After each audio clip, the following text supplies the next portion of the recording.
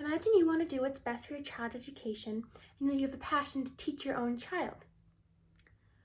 The law allows you to do this and you are perfectly happy to follow that law. The enforcer of this law is the school superintendents. They have the power to revoke your right to homeschool. Now imagine that your school superintendent exceeds their authority under the law to discourage your decision to homeschool, and you are fearful that your homeschooling privilege will be taken away if you do not comply. It is for this reason that we need to pass the Equal Right for Homeschoolers policy.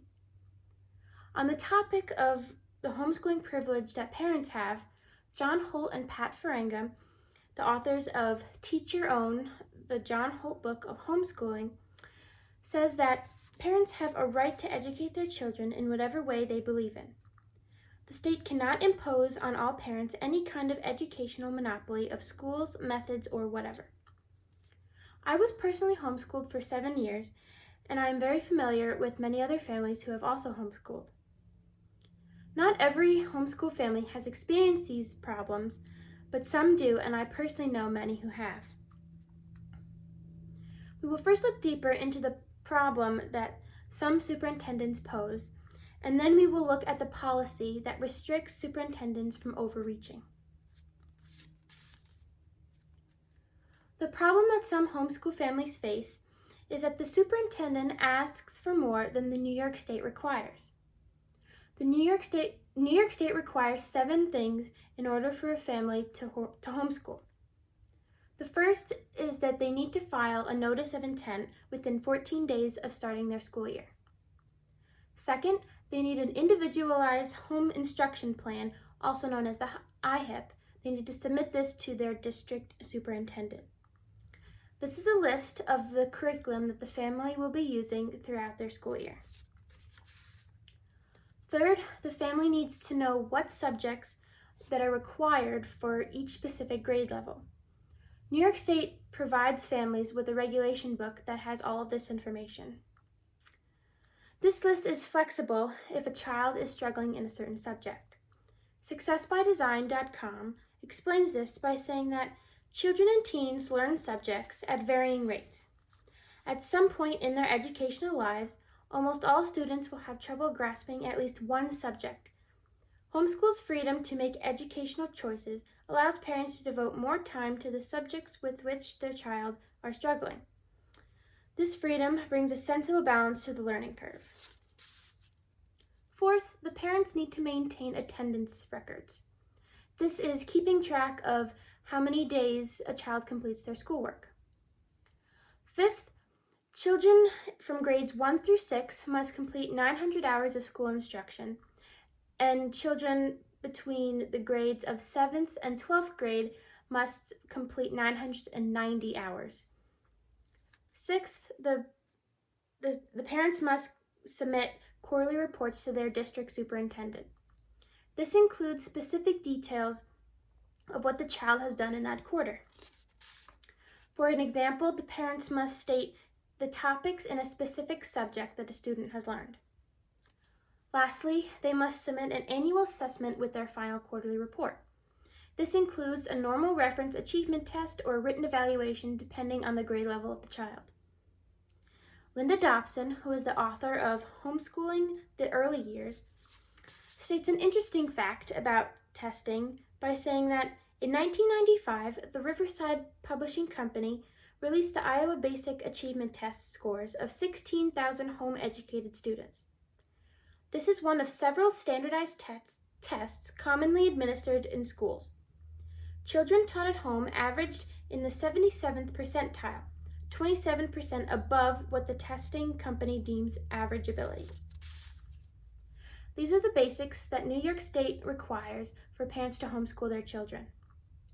It's good to know that not all superintendents exceed their authority, but many have biases against homeschool families and seek to discourage these homeschool families by asking more details and in some cases more documents than is required. These extra documents include a repeated rejection of either of the IHIP, the quarterly report, or both, seeking extraordinary detail in in coursework or the subject matter at hand. It is often in these inconsistent treatments it is often inconsistent treatment requests from one semester to the next, in some cases proof of the child's age by asking for the parents to submit the child's birth certificate. It should be noted that it is not just the requests, but the manner in which these requests are made that together convey the harassment against the homeschool family. If superintendents revoke the family's approval to homeschool based off of the refusal to comply with these additional unlawful requests, the homeschool family has no choice but to take the district to court. To avoid this time-consuming and expensive process, the family will comply out of fear. It is this unjust situation that this proposal will help eliminate.